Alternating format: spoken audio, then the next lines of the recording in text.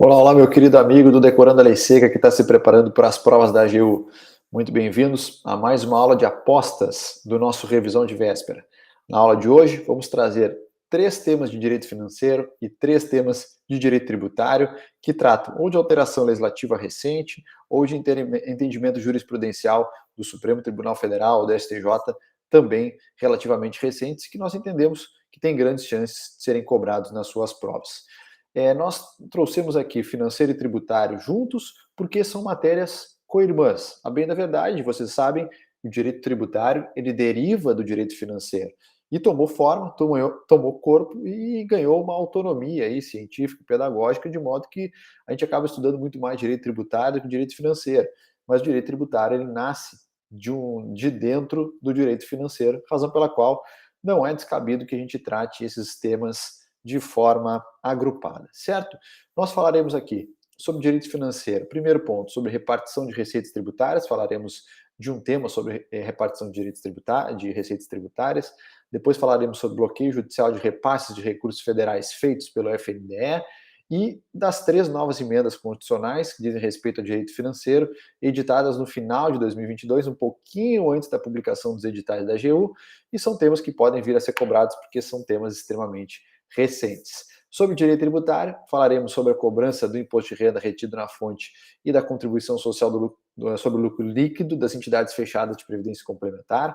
Falaremos sobre o sujeito passivo do salário educação e imposto de renda sobre pensão alimentícia. São esses 6 temas que nós trataremos sobre essas 2 disciplinas, certo? Sobre repartição de receitas tributárias, nós temos uma pergunta para responder.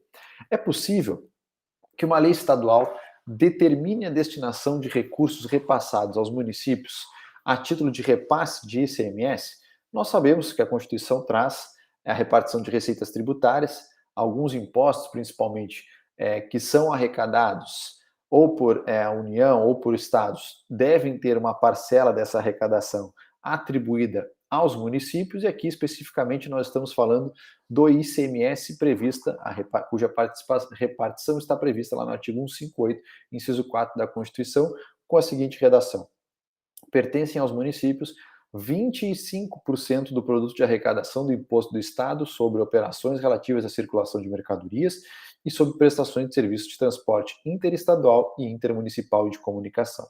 A própria Constituição Federal, senhores, estipulou como deve ser o cálculo dessa repartição no parágrafo único do dispositivo que nós acabamos de fazer referência. Parágrafo único. As parcelas de receita pertencentes aos municípios mencionados no inciso 4 serão creditadas conforme os seguintes critérios. Inciso 1, 65% no mínimo na proporção do valor adicionado nas operações relativas à circulação de mercadorias e nas prestações de serviços realizadas em seus territórios, e até 35% de acordo com o que dispuser a lei estadual, observada obrigatoriamente a distribuição de no mínimo 10 pontos percentuais com base em indicadores de melhoria nos resultados de aprendizagem e de aumento da equidade, considerado o nível socioeconômico dos educandos. Então, a Constituição traz premissas básicas aqui que devem ser seguidas no que tange ao cálculo, e isso pode ser estipulado dentro dessa margem de liberdade que a Constituição dá por meio de uma lei estadual. Agora, a lei estadual, além de trazer a forma desse cálculo dentro dos critérios constitucionais, poderia estabelecer que o valor repassado aos municípios ou parte desse valor a título de ICMS devem ser aplicados em determinado setor, no setor X, no setor Y, no setor Z. É isso que o Supremo Tribunal Federal já enfrentou em mais de uma oportunidade. Uma lei estadual, vejam aqui uma pergunta trazendo para o caso concreto enfrentado pelo Supremo. Uma lei estadual que determina aos municípios a aplicação em áreas indígenas de 50% dos repasses constitucionais do ICMS seria constitucional? Segundo o Supremo, não. Conforme a Suprema Corte, é de pleno direito dos próprios municípios a parcela que lhes é devida na repartição constitucional de receitas, de modo que não cabe o estabelecimento de qualquer forma de condicionamento ou retenção pelos estados. A titularidade dessa cota de participação pertence aos municípios, mesmo antes do efetivo ingresso dos recursos nos cofres públicos. Uma vez incorporados os valores ao patrimônio do município, este poderá dar-lhes a destinação orçamentária que entender pertinente em etapa não sujeita ao talante de nenhum outro ente federativo. Os Estados-membros podem fixar mediante lei a maneira como será feito o crédito da parcela do valor de arrecadação do ICMS a ser repartido, conforme o parágrafo único do artigo 158, que a gente acabou de fazer a leitura. Fora daqueles limites que a Constituição estabelece, em que permite ao Estado, através de lei, estipular como será feito o repasse dos valores, depois que os valores são repassados, o município, ao receber esses montantes, tem autonomia e liberdade para definir livremente em que setor ou onde quer aplicar aqueles recursos em prol da coletividade. É o gestor público municipal, à luz da realidade fática que ele vive naquele momento, que ele vai estipular como será aplicado esse recurso objeto de repasse de ICMS feito pelo Estado. Se isso deve ser aplicado na saúde, na educação, onde quer que ele entende mais urgente e mais necessário para a sua população, para os seus cidadãos. Não pode o Estado, portanto, sob pena de violar a autonomia municipal, determinar onde o município pode ou deve aplicar essa receita. Certo, senhores? Sobre repartição de receitas tributárias, também é importante passar os olhos lá na Constituição, nos dispositivos que tratam sobre isso, sobre as suas porcentagens, e aqui eu trago um desdobramento prático de algo que aconteceu e o Supremo entendeu como indevido, certo? Segundo ponto, sobre direito financeiro. Bloqueio judicial de verbas federais repassadas pelo FNDE à entidade privada sem fins lucrativos para aplicação em políticas educacionais. Esse tema, além de tratar de direito financeiro, é um tema super importante para a Advocacia Geral da União, porque o FNDE, o Fundo Nacional de Desenvolvimento da Educação, é uma autarquia federal, portanto, representada judicialmente pela AGU e cuja consultoria e assessoramento extrajudicial também é feito pela AGU. Então, o FNDE é um braço importante de execução de políticas educacionais na figura de uma autarquia federal. O Poder Judiciário, portanto, pode bloquear verbas repassadas pelo FNDE para entidades privadas sem fins lucrativos que tenham aplicação vinculadas a políticas educacionais. Eu já vou fazer a leitura do que o Supremo entendeu, mas para facilitar a compreensão de vocês, o FNDE faz repasses de verbas para entidades privadas que não têm fins lucrativos. Essas entidades privadas devem aplicar esse dinheiro naquilo que foi definido lá no no instrumento de repasse desses valores, certo? Agora, essas entidades privadas, elas têm empregados, elas contratam pessoal para poder cumprir com suas finalidades. Esses empregados, se sentirem violados nos seus direitos trabalhistas, ajuizarão demandas trabalhistas contra essas entidades privadas. E o que acontece, por vezes, é que o Poder Judiciário, nesse exemplo trabalhista, promove penhora e bloqueio de valores que estão lá nas contas dessas entidades privadas para saldar débitos trabalhistas delas. Ocorre, entretanto, que muitas vezes essas verbas que são penhoradas e bloqueadas são verbas cuja origem é um repasse feito pelo Poder Executivo Federal através do FNDE para aplicação exclusiva em políticas educacionais. Pela lei que rege essas políticas públicas, esses valores não podem ser utilizados para pagamento de pessoal, de modo que não poderia o Poder Judiciário descumprir a natureza dessa verba e determinar que ela seja aplicada para pagamento de débitos trabalhistas.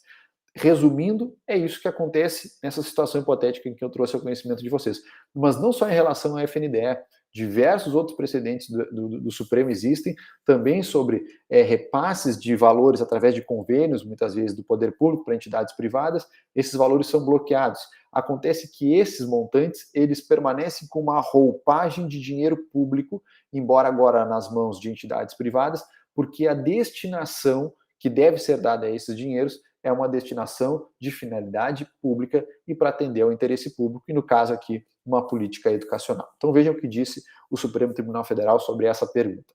Ofendem os princípios da legalidade orçamentária, da separação dos poderes, da continuidade da prestação de serviços públicos, as decisões judiciais que, com o objetivo de satisfazer créditos trabalhistas, determinam o bloqueio de recursos públicos federais transferidos às associações de pais e professores pelo Fundo Nacional de Desenvolvimento da Educação para a implementação do programa Dinheiro Direto na Escola.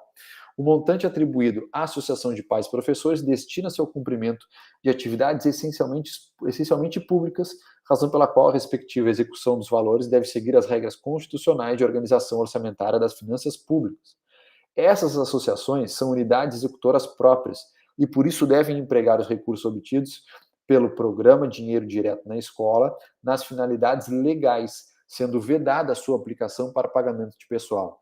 As decisões judiciais impugnadas alteraram a destinação dos recursos orçamentários previstos para o cumprimento das obrigações assumidas em decorrência do programa Dinheiro Direto na Escola, sem prévia autorização legislativa, em ofensa à independência dos poderes. Ademais, os recursos públicos de aplicação compulsória à educação são impenhoráveis e o STF afasta a possibilidade de o Poder Judiciário modificar, mediante a imposição de atos constritivos, a destinação de verbas previamente definidas pelas autoridades governamentais competentes por configurar indevida interferência nas atribuições reservadas aos demais poderes. E ainda, o Código de Processo Civil, no artigo 883, inciso 9, prevê a impenhorabilidade de recursos públicos de aplicação compulsória em educação. Então, vejam, são casos, até de certa forma, comuns, dinheiros que estão lá depositados em contas de pessoas jurídicas de direito privado, sem fins lucrativos, mas cuja origem é o poder público, no repasse dessas verbas, para aplicação em políticas públicas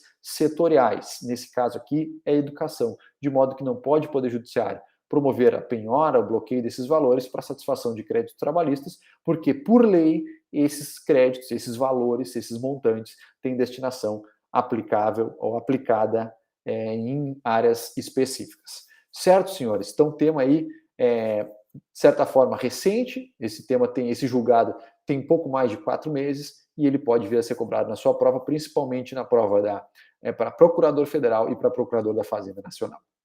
E para fechar sobre direito financeiro, nós ainda trouxemos aqui ao conhecimento dos senhores a publicação de 3 emendas constitucionais, vejam aqui a posição dessas normas, 3 emendas constitucionais publicadas no final de 2022, no apagar das luzes, em 21 de dezembro e 22 de dezembro do ano passado, que tratam sobre direito financeiro e foram também publicadas, salvo melhor juízo, uma semana ou poucos dias antes dos editais da Advocacia Geral da União, razão pela qual essas emendas podem vir a sua respectiva redação, podem vir a ser cobradas nas provas da AGU, principalmente da PFN, que é, dentre as 3 carreiras, aquela cujo direito financeiro vem com uma pegada muito mais forte. Então, vejam, emenda constitucional de baixo para cima, 126, de 21 de dezembro de 2022, altera a Constituição para dispor sobre as emendas individuais ao projeto de lei orçamentária e o ADCT para excluir despesas dos limites previstos no artigo 107, define regras para a transição da Presidência da República através aplicáveis à lei orçamentária 2023, dá outras providências.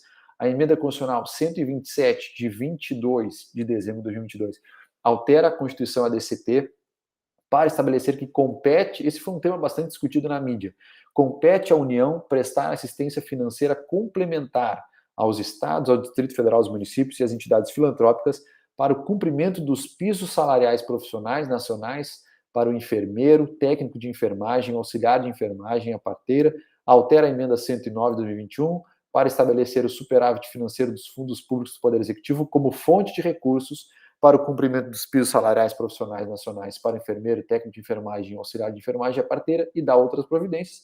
E a emenda constitucional 128, também de 22 de dezembro do ano passado, que acrescenta o parágrafo 7º no artigo 167 da Constituição, para proibir a imposição e a transferência por lei de qualquer encargo financeiro decorrente da prestação de serviço público para a União, os estados, o Distrito Federal e os municípios.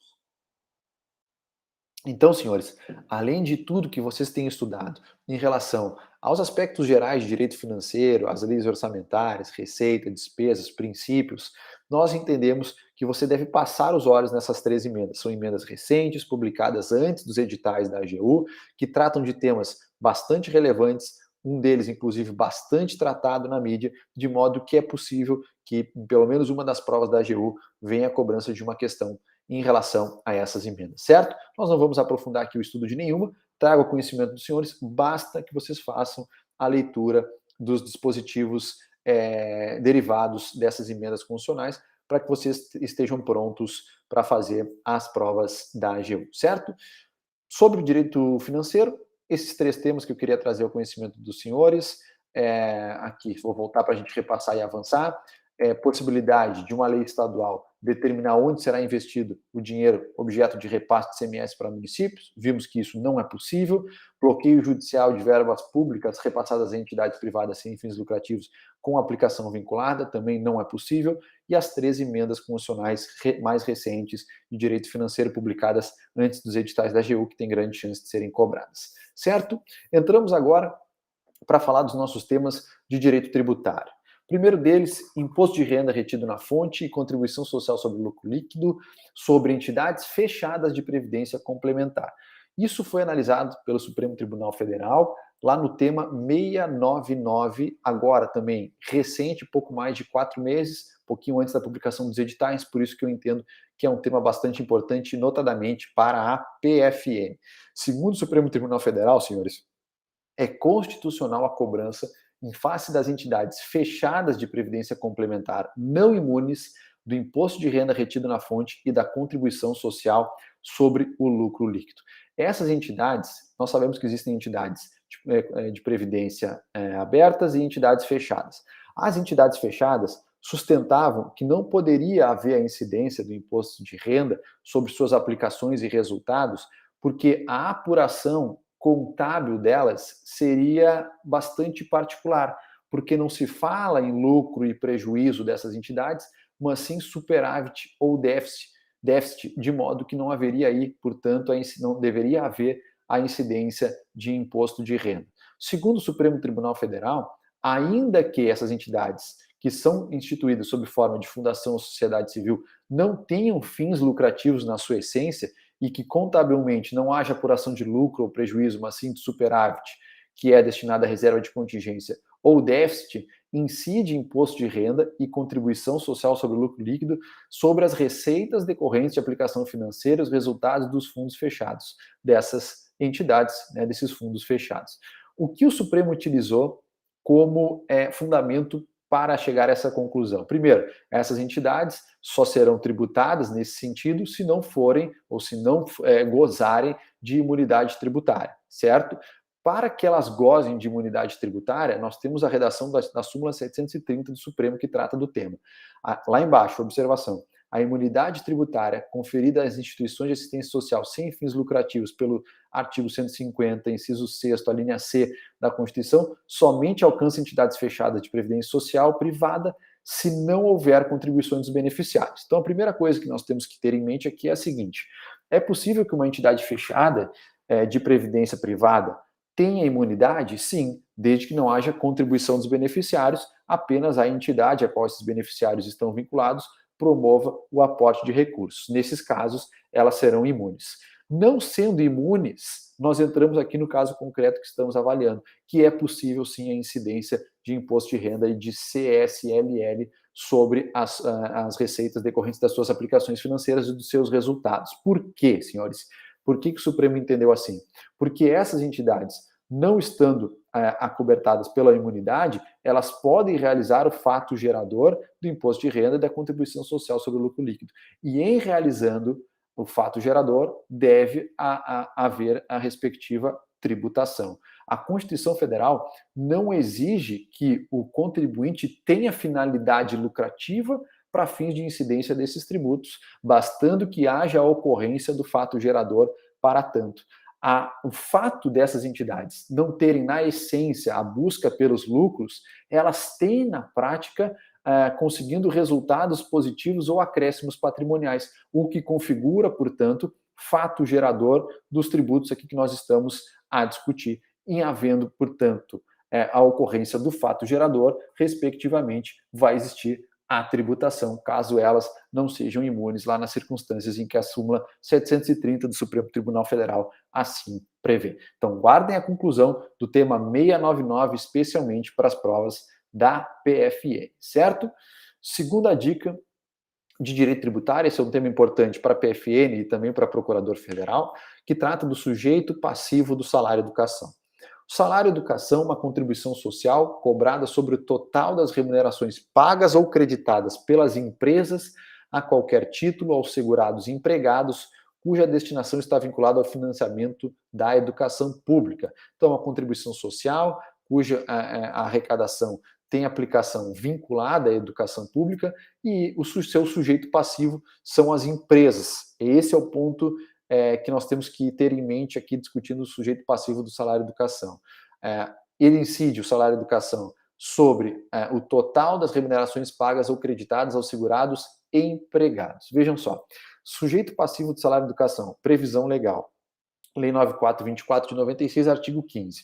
O salário educação, previsto no artigo 212 da Constituição, ele tem natureza constitucional, evidentemente, parágrafo 5º, e devido pelas empresas, na forma em que vier a ser disposto em regulamento, é calculado com base na alíquota de 2,5% sobre o total da remuneração paga ou creditados a qualquer título aos segurados empregados, assim definido no artigo 12, inciso 1 da Lei 8212 de 91. Ou seja, nós temos que avaliar quanto se paga a título de empregados dessas empresas para fins de incidência e de base de cálculo do salário educação. O STJ, lá no tema 362, julgando em sede de recurso repetitivo, entendeu o seguinte: a contribuição para o salário educação tem como sujeito passivo as empresas, assim entendidas as firmas individuais ou sociedades que assumam o risco de atividade urbana, atividade econômica, urbana ou rural, com fins lucrativos ou não, em consonância com o artigo 15 da Lei 9424, regulamentado pelo Decreto 3142 de 99, sucedido pelo Decreto 6003 de 2006. Então, na essência, senhores, o salário educação é uma contribuição social cobrada sobre o total dos valores pagos ou creditados aos empregados das empresas pessoas jurídicas. De modo que, em alguma medida, existiam pessoas físicas contratando enquanto pessoas físicas empregados que estavam sendo tributadas pelo salário educação. Só que nós vimos aqui que o sujeito passivo são as empresas, pessoas jurídicas. Então, aqueles empregados contratados por pessoas físicas não geram a ocorrência do fato gerador, ou não, melhor dizendo, não incidem, não obrigam o empregador, aqui pessoa física, ao pagamento, porque ele não pode ser considerado sujeito passivo. E veja um precedente bastante recente do STJ sobre o tema, tratando das pessoas físicas titulares de serviço notarial registral. As pessoas físicas titulares de serviços notariais e de registro não se enquadram na definição de sujeito passivo para a contribuição, da contribuição para o salário educação. Segundo a turma da STJ, novembro de 2022. No exercício dessas atividades, há o emprego diretamente como pessoa física, através de matrícula do cadastro de atividades econômicas da pessoa física. Então, não é pelo fato de que alguém contrata um empregado que ele é sujeito passivo do salário educação.